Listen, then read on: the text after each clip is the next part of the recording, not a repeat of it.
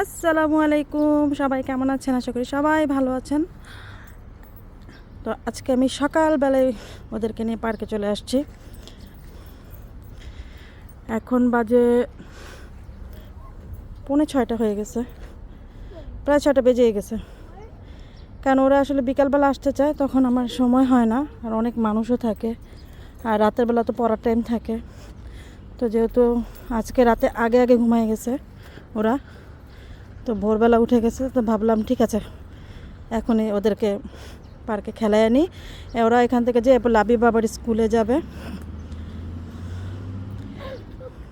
এই হচ্ছে আমার সেনাবাহিনী। সারিহা বাসায়, সারিহা আসে নাই, সারিহা বাসায়। তাই তো রাতে আগে আগে ঘুমানোর কিন্তু অনেক ফায়দা আছে।